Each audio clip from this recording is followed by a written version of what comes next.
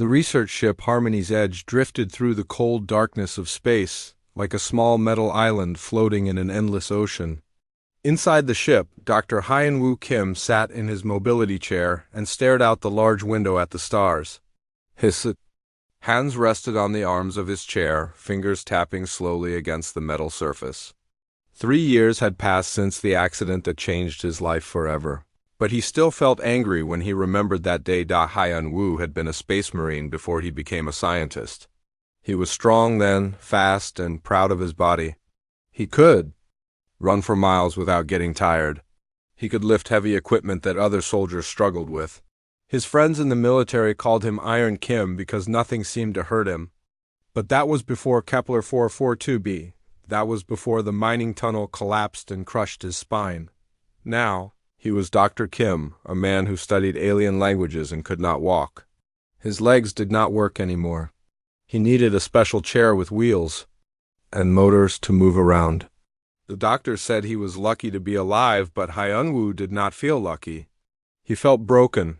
The door to his small room opened with a soft sound. Dr. So-Min Park walked in carrying 2 cups of coffee. She was his research partner and one of the few people who still treated him like a normal person. Most people looked at his chair first and him second. So-Min looked at his face when she talked to him. "Good morning, Hyun-Woo," she said and handed him one of the cups. "Are you ready for today?" Hyun-Woo took the coffee and drank some. It was hot and bitter, the way he liked it. "As ready as anyone can be to meet dragons, I suppose." So-Min sat down in the chair across from him. She was younger than Hyun-Woo, maybe 30 years old, with short black hair and bright eyes. She studied alien cultures while Hyun-Woo studied their languages. They worked well together because they both asked lots of questions. "The captain says we will reach Velthara Prime in 6 hours, So-Min said. "Are you nervous?" Hyun-Woo looked out the window again. Dragons do not like weakness. They respect strength and power. "What do you think they will see when they look?" "At me? They will see one of the smartest people in the galaxy," So-Min said quickly. "You speak 12 alien languages. You can read ancient texts that other scientists cannot understand. You solved the Martian hieroglyph puzzle that had confused experts for 50 years. "But I cannot stand up," Hyun-Woo said quietly. "I cannot walk." In dragon culture, physical strength matters more than anything else. They will think I am pathetic. So-Min frowned. "You do not know that. Maybe dragons will surprise us." Hyun-Woo almost smiled. So-Min always tried to see the good in everything. It was one of the things he liked about her, even when it annoyed him. Dragons have been flying through space for thousands of years. They have built an empire that spans 50 star systems. They are 15 feet tall and can breathe fire. They call most other species insects or pets. What do you think they will? Call a human who cannot use his legs? Before So-Min could answer, the ship's communication system made a loud beeping sound. Commander Taehyung Lee's voice filled the room. "All research team members report to the main meeting room in 15 minutes. We need to review our mission one more time before we reach the dragon homeworld." Hyun-Woo finished his coffee and moved his chair toward the door. So-Min walked beside him as they traveled through the narrow hallways of the ship. Other team members were also heading to the meeting room. Dr. Ji-Hoon Choi, the head diplomat, nodded at them as they passed. Dr. Young Soo-hun, who studied alien biology, was reading notes on his tablet while he walked. The meeting room was not very big, but it had a large table and comfortable chairs. Commander Lee stood at the front of the room next to a large screen that showed pictures and information about dragons. He was a tall man with gray hair and serious eyes. He had been a military officer for 20 years before he became the captain of a research ship. "Listen carefully," Commander Lee said when everyone was sitting down. "What we do today will affect relations between humans and dragons for the next 100 years. The dragons agreed to meet with us because we control trade routes they need, but they do not respect us. They think we are weak and unimportant." The screen showed pictures of dragons from previous encounters. They were huge creatures with scales that looked like metal and eyes that glowed like fire. Their faces were long and sharp, with teeth like swords. Even in pictures they looked dangerous and proud. Dragons value strength above everything else. Commander Lee continued. They respect beings who can fight and conquer. They do not understand diplomacy or compromise. To them, the universe is divided into rulers and servants. They want to be the rulers. Dr. Ji-hoon raised his hand. What exactly do they want from us? Access to the Andromeda trade routes, Commander Lee said. And they want us to acknowledge that they are superior to humans. In their culture, the strong should rule the weak. They think this is natural law. Han-woo listened to the commander's words and felt cold inside. He knew what dragons would think when they saw him. They would see a broken human who could not even stand up without help. They would see proof that humans were weak and pathetic. Dr. Kim, Commander Lee said suddenly, you have studied their language more than anyone else. What can you tell us about how dragons communicate? All eyes turned to Han-woo. He cleared his throat and tried to sound confident. Dragon language is very complex. It uses sounds that human throats cannot make easily, but there is something strange about it. The language has mathematical patterns that do not exist in other alien languages. It is almost like their words follow rules from physics or engineering. What does that mean? Dr. Young-soo asked. I am not sure yet, Han-woo admitted. I need to hear them speak in person to understand better. The recordings we have are not clear enough, Commander Lee nodded. You will have your chance soon. Remember, everyone, we are not just representing ourselves today. We are representing all of humanity. The dragons will judge our entire species based on what they see from us. Han-woo felt the weight of those words. Millions of humans were counting on this mission to succeed. And one of their representatives was a man in a wheelchair who could not walk. The meeting ended and people began to leave the room. So-min stayed with Han-woo as he looked at the pictures of dragons on the screen. They are beautiful, So-min said quietly, in a terrifying way. Yes, Han-woo agreed. And they are going to hate me the moment they see me. You do not know that, So-min said again, but Han-woo did know. He had studied dragon culture for months. He knew that dragons saw physical weakness as a sign of spiritual weakness. They believed that strong beings deserve to rule and weak beings deserve to serve. A human who could not walk would be the lowest form of life in their eyes. The ship began to slow down as they approached Velthara Prime, through the windows. Han-woo could see a huge planet covered in golden clouds. It looked beautiful and dangerous, like the dragons who lived there. Soon he would meet beings who could fly through the air and burn metal with their breath. Soon he would sit in his chair and try to convince them that humans deserved respect. Soon he would discover that some truths about strength and weakness were very different from what everyone believed. The shuttle landed on Velthara Prime with a soft thud that Han-woo felt through his chair. He looked out the small window and saw a world unlike anything he had ever imagined. Golden towers stretched up toward purple skies like giant needles. Made of light? The buildings seemed to grow from the ground itself, twisting and curving in ways that hurt his eyes to follow. Amazing, So-min whispered beside him. She was staring out another window with her mouth open. How did they build all this? Commander Lee checked his equipment one more time. Remember what we discussed. Let me do most of the talking. Dr. Choi will handle the formal negotiations. Everyone else should observe and learn. Do not speak unless they ask you a direct question. The shuttle door opened and hot air rushed in. It smelled like metal and flowers and something else that Han-woo could not name. The gravity on Velthara Prime was lighter than Earth gravity, which made his chair move more easily. But it also made him feel like he might float away if he was not careful. They walked across a landing platform made of smooth black stone that reflected the sky like a mirror. Han-woo's chair made no sound as it rolled across the perfect surface. At the end of the platform, huge doors waited for them. The doors were twice as tall as a human and covered with symbols that seemed to move when he looked at them. Dragon? Writing, Han-woo said quietly to So-min. But it is different from the samples we studied. These symbols are older. The doors opened without anyone touching them. Beyond was a tunnel that stretched into darkness.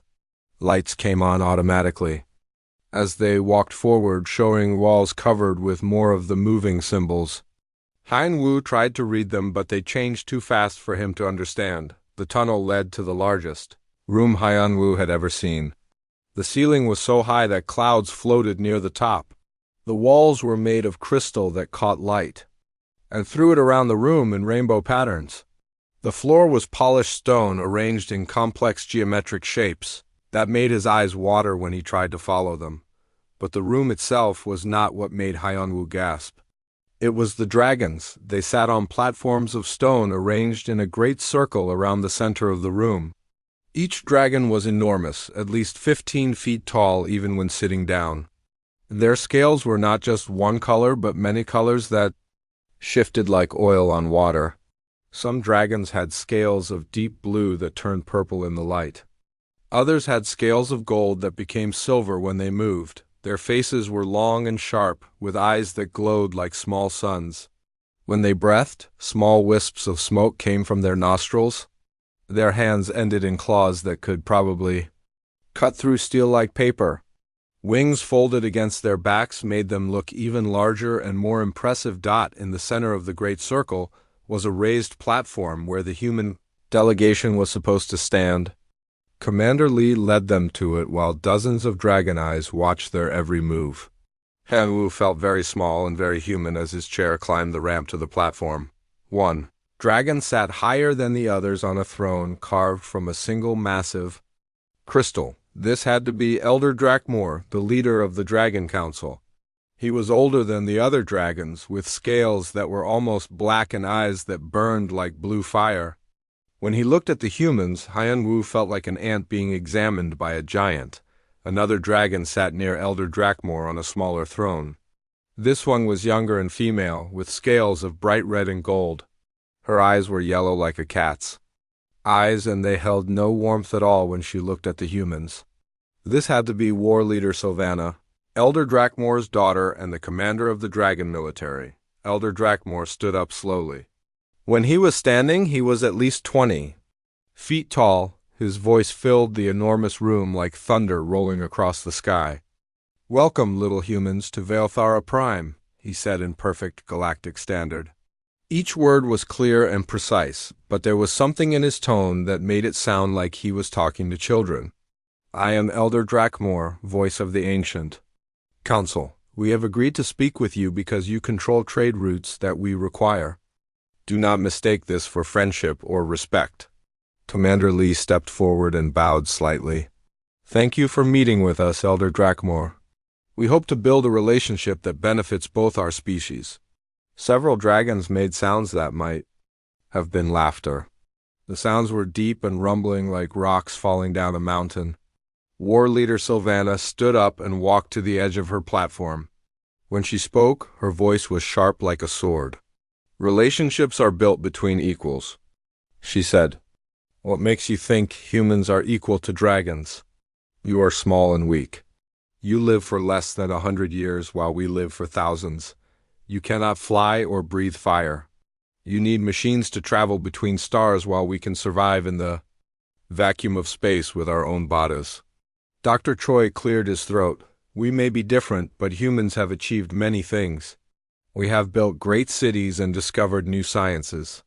We have created art and music and literature. Insects also build colonies," Elder Drakmor said. His voice was calm, but somehow that made his words more insulting than if he had shouted. "Some birds sing prettier songs than others. This does not make them equal to dragons." Han Wu watched the dragons as they spoke. He listened not just to their words in galactic standard, but to the sounds they made when they talked to each other. Dragons had their own language that they used among themselves, and it was unlike anything he had ever heard. The dragon language was not just words. It was music and mathematics combined. When dragons spoke to each other, their voices created harmonies that seemed to make the air itself vibrate. The sounds had patterns that reminded him of equations he had studied in advanced physics classes, but there was something else. When the dragons spoke in their own language, small changes happened around them. The light in the room seemed to shift. The air moved in ways that had nothing to do with their breathing. It was as if their words had power beyond just communication. War Leader Sylvana was talking again, her voice full of contempt. "Look at these creatures," she said to the other dragons. "They send us their best representatives, and what do we see? Soft beings who need clothes to keep warm and machines to help them move." Her yellow eyes focused on Hyun-woo in his chair. A cruel smile spread across her long face, showing teeth like daggers. "They even bring us their broken ones," she continued. "A creature that cannot even stand without mechanical help. Is this supposed to impress us? Is this the strength of humanity?" Hyun-woo felt his face turn red with shame and anger. Every dragon in the room was now looking at him. He could see disgust and amusement in their glowing eyes. To them, he was proof that humans were weak and pathetic. So-min moved closer to his chair. "Ignore her," she whispered. "She is trying to make you angry." But Han-woo was not just angry, he was fascinated. As War Leader Sylvana spoke about human weakness, she was also speaking to other dragons in their native language. And the more he listened, the more convinced he became that the dragon language was not just communication. The mathematical patterns in their words were too precise to be accidental. The way their voices affected the environment around them was too consistent to be coincidence. Dragon language followed rules that had nothing to do with normal speech and everything to do with the fundamental forces of the universe. "Elder," Drakmor was speaking again. "We will hear your proposals," he said to Commander Lee. "But do not waste our time with talk of equality. Dragons rule and lesser beings serve.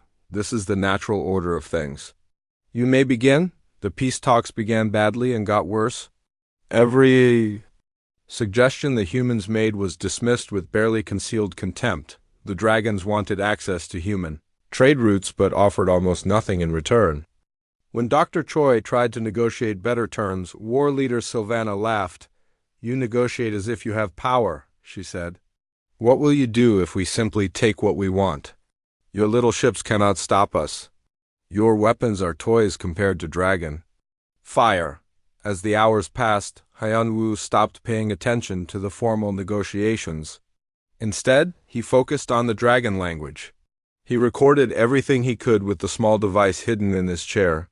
He studied the patterns and tried to understand the mathematics behind their words. Slowly, an impossible idea began to form in his mind. The dragon language was not just about communication. It was about reality itself. The mathematical patterns matched theoretical models he had read about quantum mechanics and dimensional physics. The harmonic frequencies were similar to equations that described how matter and energy interacted at the smallest scales. What if dragon language was not just words? What if it was a way of speaking directly to the universe itself? The thought was so strange that Hyun-woo almost dismissed it.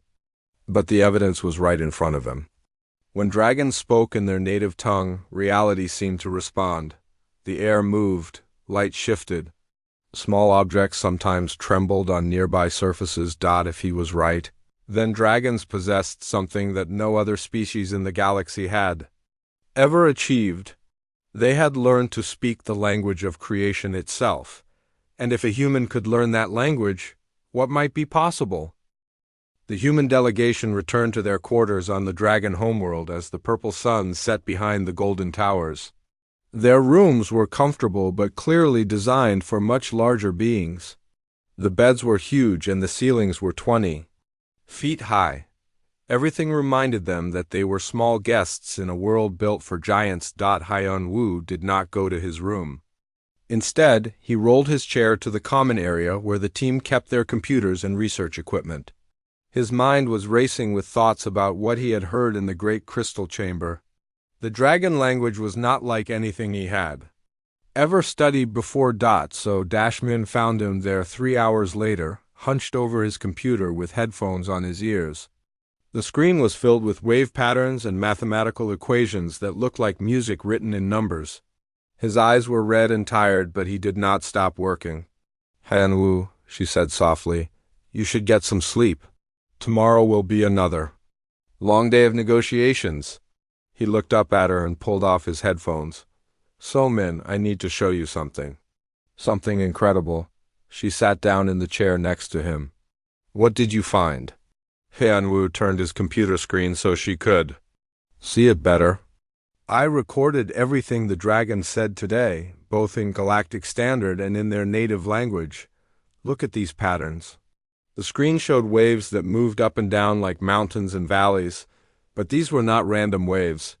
They followed mathematical rules that were almost too perfect to be natural. Every time a dragon speaks in their own language, the sound waves create these patterns, Hyunwoo explained. But they are not just sound patterns. They match equations from quantum physics. Look at this. He opened another file on his computer. This one showed mathematical formulas that described how matter and energy behaved at the smallest possible scales. These equations explain how particles can exist in multiple places at the same time, Hyunwoo said. They describe how observation can change reality. They are some of the most advanced physics theories that humans have ever developed. So-min stared at the screen. I do not understand. What does this have to do with dragon language? The sound patterns match the equations, Hyunwoo said, his voice getting more excited. When dragons speak, they are not just making noise. They are using mathematical formulas that can actually affect reality. Their language is not communication.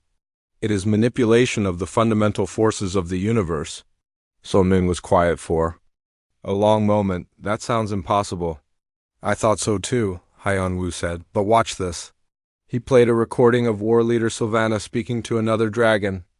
As her voice filled the room through the computer speakers, Hyunwoo pointed to a small metal cup sitting on the table nearby. Look at the cup, he said, So Dashmin watched the cup carefully. At first nothing happened. Then as Sylvana's voice reached a particular frequency, the cup began to vibrate slightly. It was not shaking because of the sound from the speakers. It was responding to something else, something deeper. How is that possible? So-min whispered. Dragon language uses specific frequencies and mathematical relationships that can influence matter at the quantum level, Hyunwoo explained. When they speak, they are essentially giving commands to reality itself. This is how they can breathe fire and fly despite their enormous size. Their words literally change the laws of physics around them. So-min shook her head. But dragons have been speaking this language for thousands of years. How did they learn to do this? Hyunwoo opened another file on his computer. This one contained older recordings of dragon speech that human scientists had gathered over the years. I compared modern dragon language to these older samples.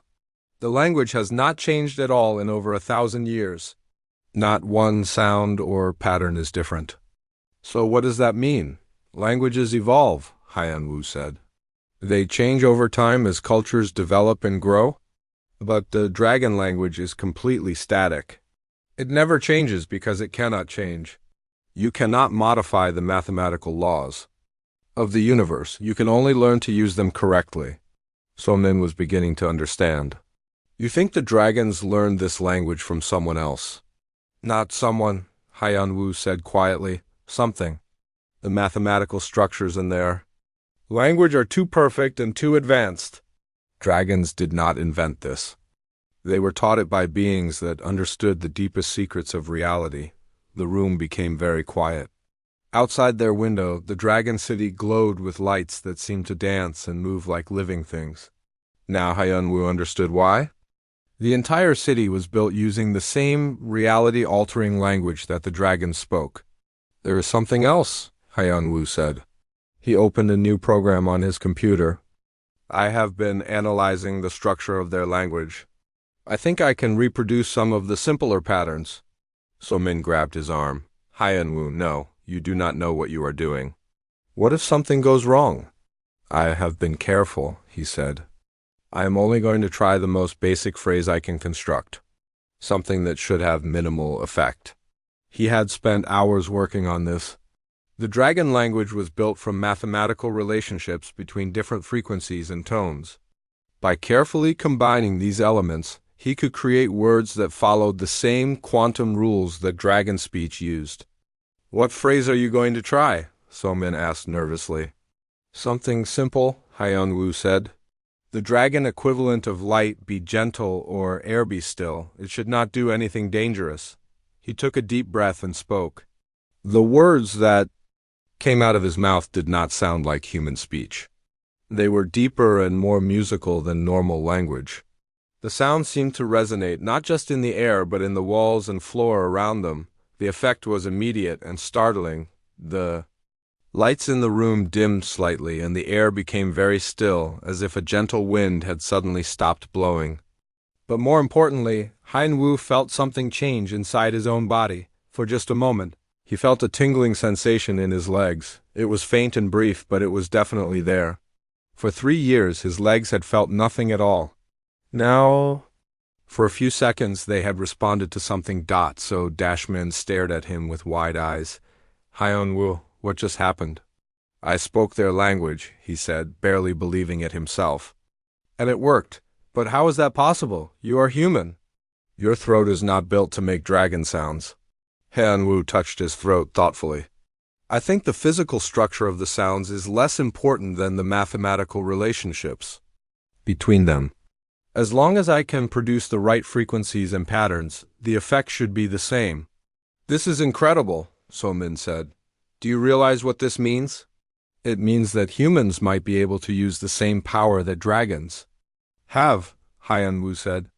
"If I can learn more of their language, I might be able to do things that seem impossible." "Like what?" Hyun-woo looked down at his useless legs. "Like maybe healing injuries that doctors say cannot be healed." Somin was quiet for a moment. Then she said, "You have to be very careful. If the dragons find out that you can speak their language, what do you think they will do?" Hyun-woo had been thinking about the same question. Dragons believed that their language was what made them superior to all other species. If they discovered that a human could use the same power, they would probably see it as a threat to everything they believed about themselves. "They might try to stop me from learning more," he admitted. "Or they might decide that humans are too dangerous to be allowed to live. Then why are you doing this?"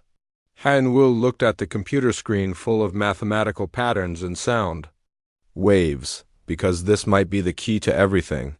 Dragons think they are superior because they can speak this language and we cannot.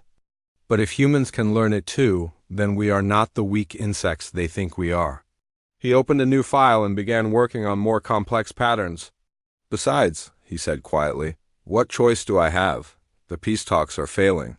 The dragons want to treat humans like servants or pets. If I can prove that we have the same potential they do, maybe they will respect us."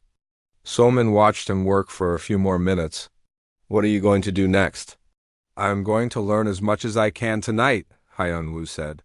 "Tomorrow I want to listen more carefully to how the dragons speak during the negotiations. I need to understand more about the advanced forms of their language. And then," Hyun-woo was quiet for a long moment, "then I'm going to have to decide whether to keep this secret or use it to change everything." Somin stood up to leave. "Be careful, Hyun-woo. Some secrets are too dangerous to keep and too dangerous to reveal." After she left, Hyun-woo continued working through the night. He analyzed more recordings and tried to understand the deeper patterns in the dragon language. Each new discovery made him more excited and more frightened. He was learning to speak the language of gods. But gods, he realized, might not want to share their power with mortals. As the purple sun began to rise over the dragon city, Hyun-woo finally understood what he had stumbled upon. The dragon language was not just a tool for communication or even for manipulating reality. It was a gift from beings so advanced that they existed beyond normal understanding. And now a human in a wheelchair had learned to speak their words. The question was what he would do with that knowledge when the dragons discovered what he could do. The second day of peace talks began with dark clouds gathering over the dragon city. Purple lightning flashed between the golden towers, and the air itself seemed angry. Han-woo wondered if the weather was natural or if the dragons were making it happen with their powerful language. He had not slept at all during the night. Instead, he had spent every hour studying the dragon recordings and trying to understand more of their mysterious speech. His eyes burned with exhaustion, but his mind was more alert than it had ever been. He had learned 3 more basic phrases in the dragon tongue, and each one had worked exactly as he expected. The human delegation gathered in the crystal chamber again. This time, the dragons looked even more intimidating than before. Elder Drakmor sat on his throne like a mountain of black scales and burning eyes. War Leader Sylvana paced back and forth on her platform like a giant cat waiting to pounce on. Pray, Commander Lee tried to start the negotiations with a new proposal. Honored dragons, we have prepared a trade agreement that we believe will benefit both our species. Elder Drakmor did not even look at the documents that Dr. Choi held up. We have reviewed your previous offers. They are insufficient. What would you consider sufficient? Dr. Choi asked carefully. War Leader Sylvana stopped pacing and turned to face the humans. Her yellow eyes gleamed with cruel pleasure. 3 human colony worlds. You will give them to us as tribute. The humans living there will serve dragon interests. In return, we will allow your merchant ships to use our space. The human delegation stood in shocked silence. Giving up 3 entire worlds would mean abandoning millions of human colonists to dragon rule. It was not a trade agreement. It was surrender. That is completely unacceptable, Commander Lee said firmly. We cannot abandon our own people. Then you have nothing we want, Elder Drakmor said. His voice was calm but final. Dragons take what they need.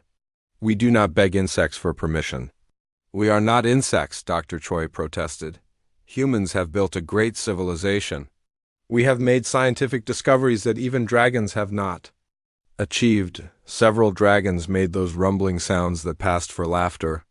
War Leader Sylvana walked to the very edge of her platform and looked down at the humans like a bird of prey studying mice. Scientific discoveries? She said mockingly. You mean toys and gadgets? Dragons have mastered the fundamental forces of reality itself. We can reshape matter with our voices and travel between dimensions with our thoughts. What can humans do that impresses us? She pointed one clawed finger directly at Hyan Wu. You cannot even fix your own broken bodies. Look at this pathetic creature in his little machine. He represents everything weak about your species. You build devices to help your failures instead of letting them die as nature intended. Han Wu felt every dragon eye in the chamber focusing on him. The shame and anger he had felt yesterday came flooding back, but now there was something else mixed with it. Knowledge, power, the secret understanding of their language, that none of them suspected he possessed. Dragons understand strength, Sylvana continued. The strong rule and the weak serve. This is natural law. Your species clings to weakness and calls it compassion. You protect failures and call it civilization. You are not worthy to share the galaxy with dragons. Commander Lee's face was red with anger. Our compassion is not weakness. It is what makes us better than creatures who abandon their injured. Better?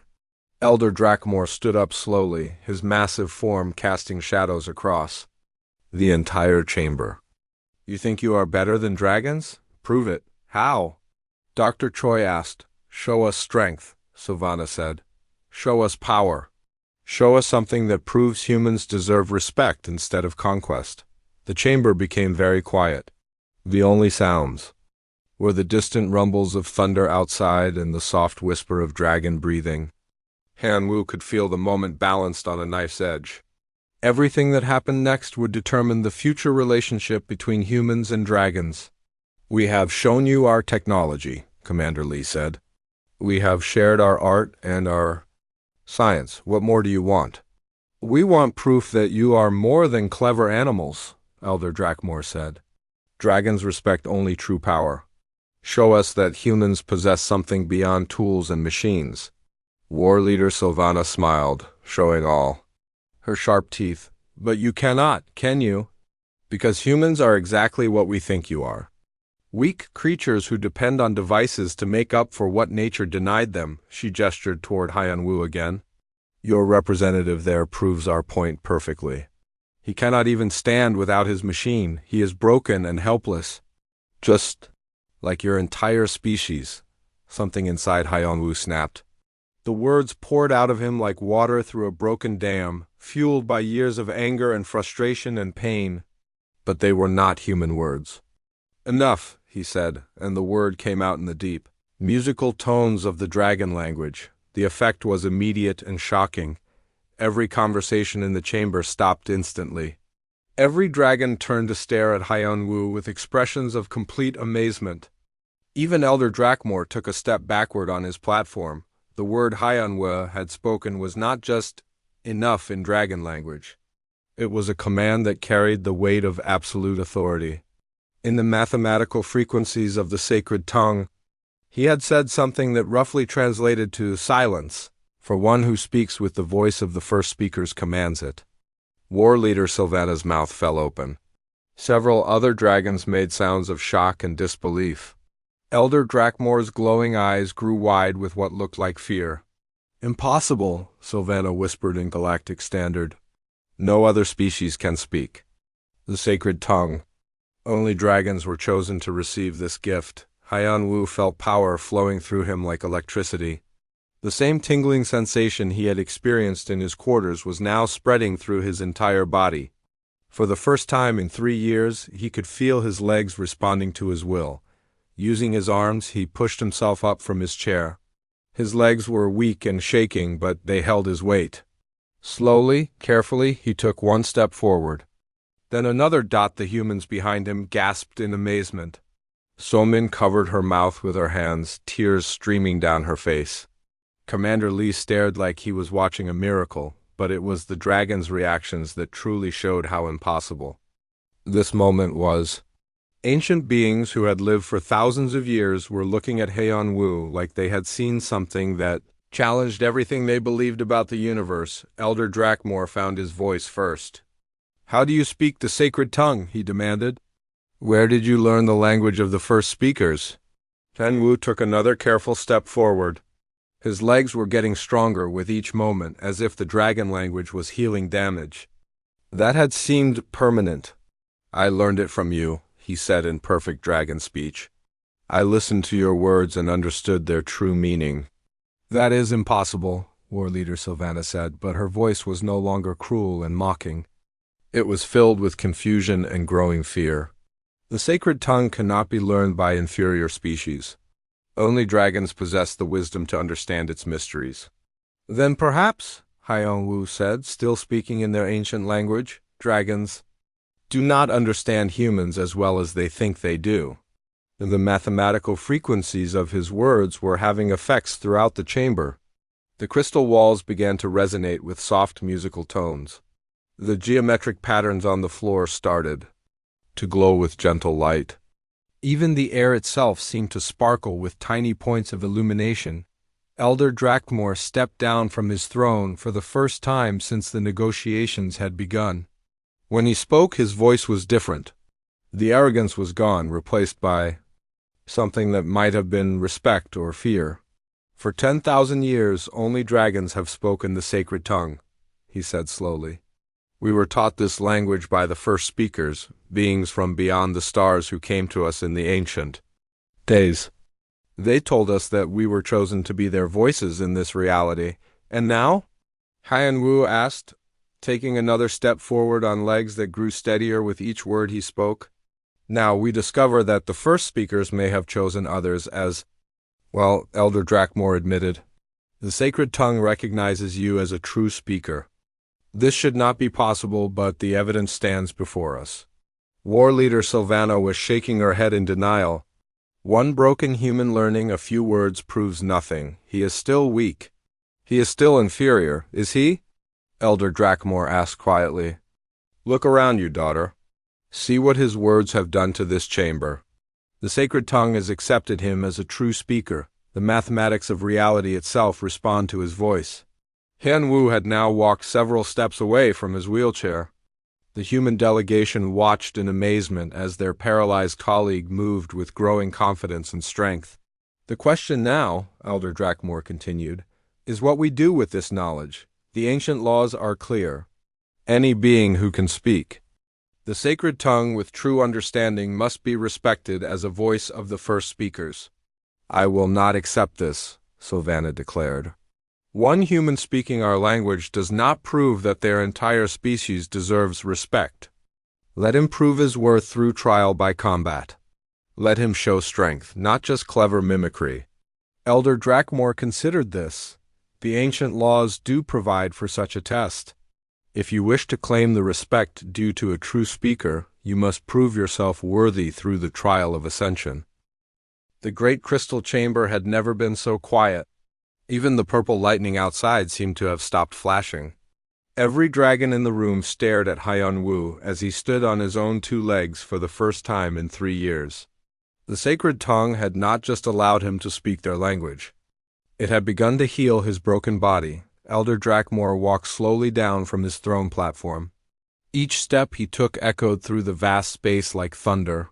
When he reached the bottom, he was still much taller than Hyun-woo, but somehow the human no longer seemed small and helpless. Before we proceed with the trial of ascension, Elder Drakmore said, you must understand what you have done. Speaking the sacred tongue is not simply learning a new language.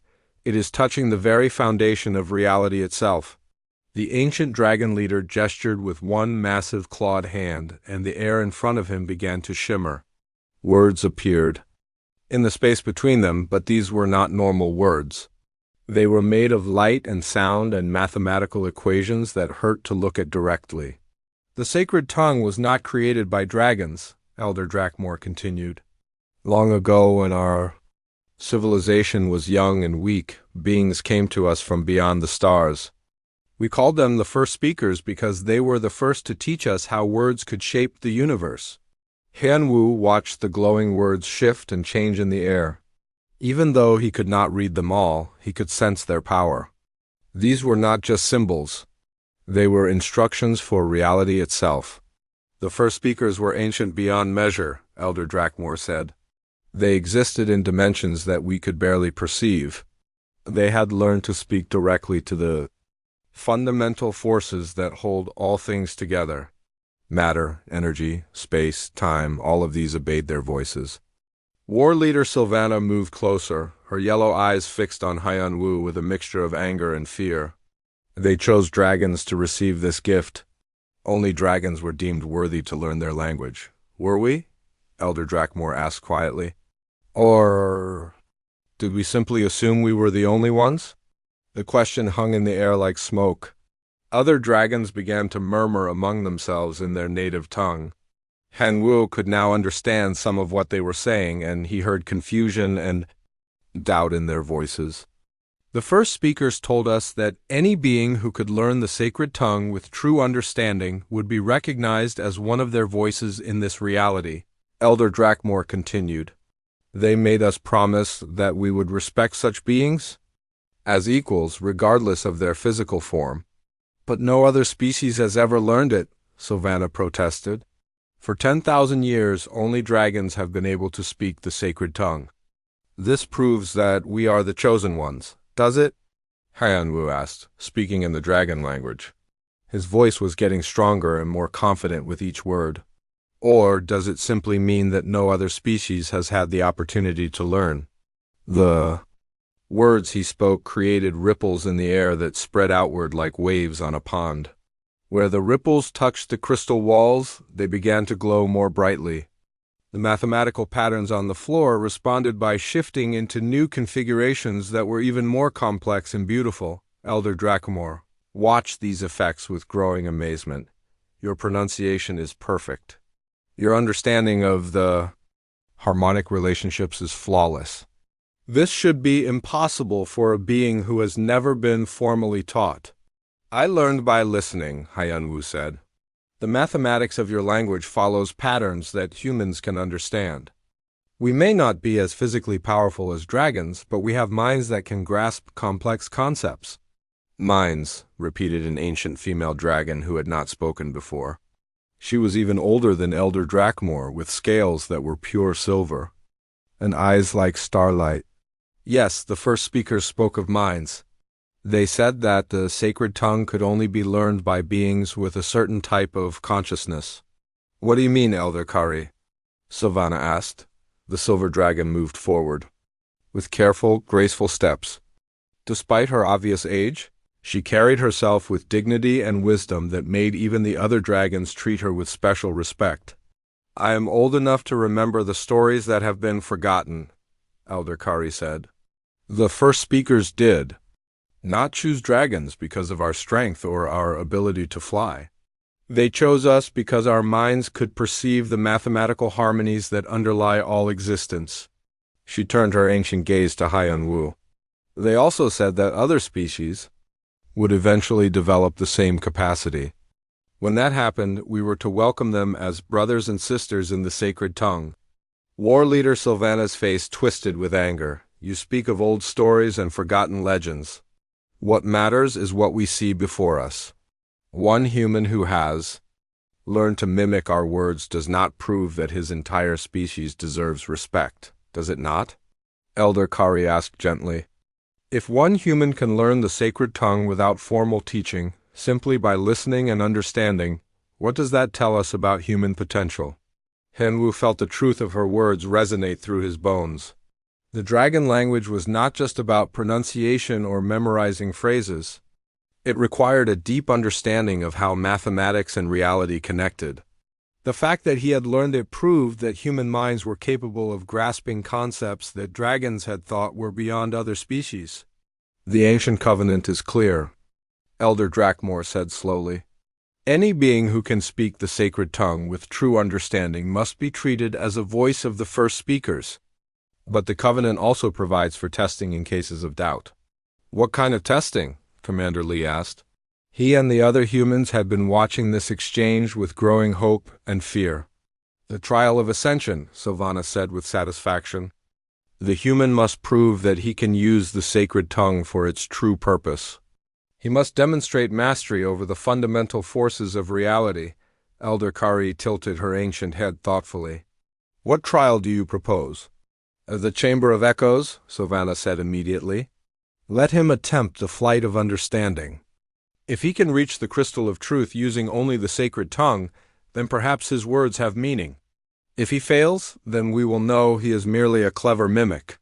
Several dragons made sounds of approval. The flight of understanding was apparently a well-known test among their people. What is this trial? Henwu asked. Elder Drakmore explained. The Chamber of Echoes is a spherical room where the acoustic properties amplify the power of the sacred tongue. At the center of the chamber, suspended in the air, is the crystal of truth. To reach it, you must use the sacred tongue to overcome gravity and fly. Dragons fly naturally, Somin said from behind Haiyan Wu. How is that a fair test for a human? Dragons do not fly naturally, Elder Kari corrected gently. We are far too heavy for our wings to support us through normal physics. We fly because we use the sacred tongue to speak to gravity itself, commanding it to release its hold on us. Haiyan Wu understood the trial was not about physical flight. It was about using the dragon language to manipulate the fundamental forces of the universe. He would have to speak words that could literally overcome gravity. There is more, Sylvana added with a cruel smile. The Chamber of Echoes amplifies not just the power of the sacred tongue, but also its dangers. If you speak incorrectly, if your understanding is flawed, the chamber will reflect your mistakes back at you with increasing intensity. Many young dragons have been injured or killed attempting this trial. And if I refuse? Henwu asked. Then dragons will know that humans lack the courage to back up their claims, Elder Drakmore said. The peace talks will end, and we will take what we need from your species by force. Henwu looked back at his fellow humans. Commander Lee's face was grim but determined. Dr. Choi looked terrified but hopeful. Somin was crying again, but she nodded encouragingly when their eyes met. The choice was simple. He could refuse the trial and condemn humanity to conquest by the dragons.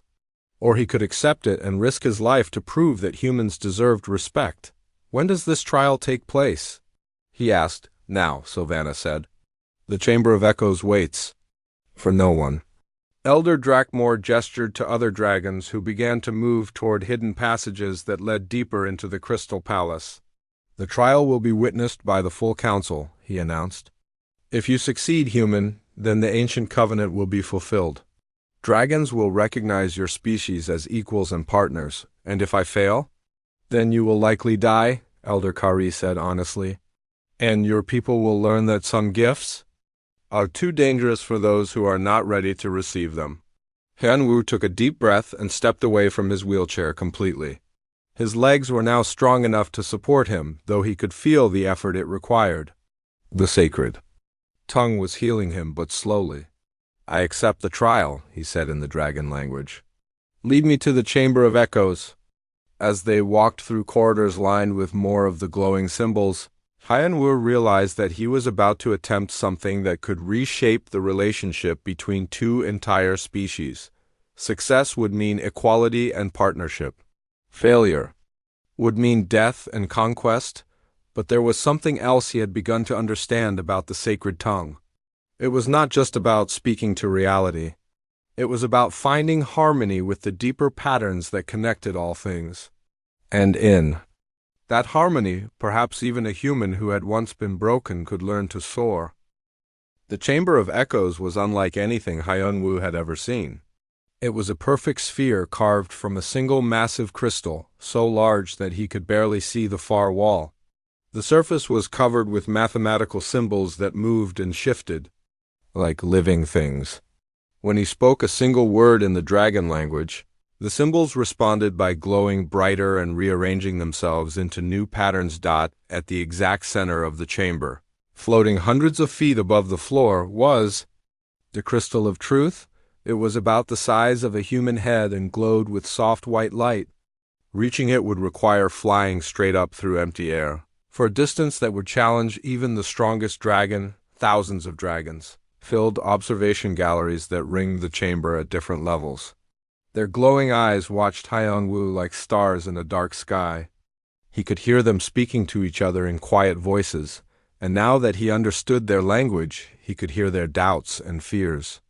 "The human will fail," one dragon said to another. "No untrained speaker has ever completed the flight of understanding.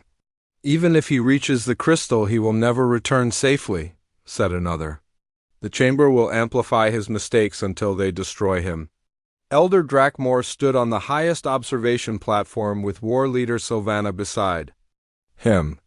His voice echoed through the chamber as he spoke the formal words that began the trial. "Human speaker, you stand before the Chamber of Echoes to prove your worthiness. You must reach the crystal of truth using only the sacred tongue. If you succeed, dragons will acknowledge your species as equals. If you fail, your people will serve as our subjects. Do you understand these terms?" "I understand," Hyunwoo replied in the dragon language. His voice bounced off the crystal walls and came back to him, changed, deeper and more musical than before. "Then begin," Elder Drakmor commanded. Hyunwoo stood alone in the center of the vast chamber floor. The crystal walls rose around him like the inside of a giant bubble. Far above, the crystal of truth waited like a distant star. He closed his eyes and listened to the mathematical music that filled the air. The Chamber of Echoes was designed to amplify the power of the sacred tongue, but it also amplified the danger. Every word he spoke would be reflected back at him with increasing strength. If he made a mistake, the chamber would turn his own voice against him. But Hyunwoo had learned something important during his nights of study. The sacred tongue was not about commanding reality. It was about finding harmony with the deeper patterns that connected all things. Force would not work here. Only understanding would succeed. He began to speak. The words that came from his mouth were not demands or commands. They were requests, spoken with respect and humility to the fundamental forces of the universe. "Gravity," he said in the dragon language. "You who hold all things in their proper places, I ask for your permission to rise." The chamber responded immediately. The crystal walls began to resonate with harmonic frequencies that made the air itself sing, but more importantly, Hanwoo felt something change in his relationship with the ground beneath his feet. Gravity did not disappear. Instead, it became softer, more flexible. It was still there, but it was willing to listen to reason. Hyun-woo continued speaking, weaving together mathematics and meaning in the way the first speakers had taught long ago. He spoke to the air around him, asking it to support his weight. He spoke to space itself, requesting passage through its emptiness. Slowly, carefully, he began to rise. The dragons in the observation galleries made sounds of amazement. Many of them had never seen anyone attempt the flight of understanding with such an approach. Most dragons used the sacred tongue like a tool, commanding reality to obey their will. Han-woo was treating it like a conversation, asking for cooperation. Instead of demanding submission. As he rose higher into the chamber, the crystal walls sang more loudly. The mathematical symbols on the surface began to move faster, creating patterns that were increasingly complex and beautiful. The chamber was responding to the harmony in his voice, amplifying not just his power but his understanding. "Look at him," Elder Kari said to the other dragons on her observation platform. "He speaks to the forces of reality like old friends." This is how the first speakers taught us to use the sacred tongue, before we forgot and began to treat it as a weapon. Han-woo was now 50 feet above the floor, but the crystal of truth was still far above him. He could feel the strain of maintaining his flight, not just physically but mentally. Speaking the sacred tongue required perfect concentration. One mistake in pronunciation or mathematics could send him crashing to the crystal floor. War leader Sylvana watched with growing anger as the human continued to rise. "He moves too slowly," she said to her father. "Even if he reaches the crystal, he will never have the strength to return safely." But Elder Drakmore was watching something else. "Look at his legs," he said quietly. Throughout the chamber, dragons turned their attention to Hyun-woo's lower body. His legs, which had been weak and uncertain when the trial began, were growing stronger with each word he spoke. The sacred tongue was not just allowing him to fly. It was healing the damage that had kept him in a wheelchair for 3 years. Hyun-woo felt the change happening inside his body. The same mathematical harmonies that were lifting him through the air were also repairing the broken connections in his spine. Neural pathways that had been severed were growing back together. Muscles that had been dead were coming back to life. For the first time since his accident, he felt whole, but the trial was not over. He was still only halfway to the crystal of truth, and the chamber was beginning to test him more severely. The acoustic properties that amplified his voice were also amplifying any small mistakes he made. He had to speak with perfect precision or risk being overwhelmed by his own reflected errors. "Air above me," he continued in the dragon tongue. "Carry me higher as the wind carries leaves. Space before me, open your paths as the ocean opens for swimming fish." The words created currents of force that lifted him higher and higher. But now he could feel the danger growing. The chamber was reflecting his voice back at him with tremendous power. If he spoke incorrectly, the reflected sound could tear him apart. At 100 feet above the floor, disaster nearly struck. Han-woo mispronounced a single syllable in a complex mathematical formula. The mistake was tiny, but the chamber amplified it into a wave of destructive force that came rushing back at him. For a moment, it seemed like he would be crushed by his own reflected voice. The wave of sound hit him like a physical blow, and he started to fall, but instead of panicking, Hyun-woo did something that surprised every dragon watching. He spoke to the mistake itself. "Era in harmony," he said in perfect dragon speech. "You are part of learning. I accept you and ask you to teach me." The destructive wave changed. Instead of destroying him, it became part of the overall harmony of the chamber. His mistake was transformed into wisdom, and his fall became controlled flight. The dragons had never seen anything like it. Most speakers who made errors in the Chamber of Echoes either died or barely escaped with their lives. Han-woo had turned his mistake into strength. "Impossible," Sylvana whispered. "He speaks through the sacred tongue as if he has been using it for centuries." Elder Kari smiled with genuine pleasure. "He understands something that we have forgotten. The sacred tongue is not about perfection, it is about harmony. Even mistakes can be part of the greater music if they are accepted with wisdom." Han-woo continued rising, at 200 feet, then 300. The crystal of truth grew larger as he approached it. But more importantly, his understanding of the sacred tongue was growing deeper with every word he spoke. He began to realize that the dragon language was not just a tool for manipulating reality. It was a way of connecting with the deepest truths of existence. The first speakers had not taught it as a weapon or a sign of superiority. They had taught it as a path to understanding the universe itself. Finally, after what felt like hours, but was probably only minutes, Han Wu reached the crystal of truth. As his hand touched its smooth surface, light exploded through the chamber. The crystal walls sang with pure harmony, and every mathematical symbol glowed with brilliant radiance. But the trial was not complete. He still had to return safely to the floor. The descent was even more dangerous than the rise. Gravity wanted to reclaim him with interest, and the chamber's amplification effects were now at their strongest. One wrong word could send him plummeting to his death, but Hyan Wu had learned the secret. He did not fight the forces around him, he joined them. "Gravity," he said as he began to descend, "thank you for waiting patiently. Let us return together to the ground that holds all life." He came down slowly, gracefully, like a leaf falling from a tree. The chamber sang around him with music that had not been heard since the first speakers had walked among dragons in the ancient days.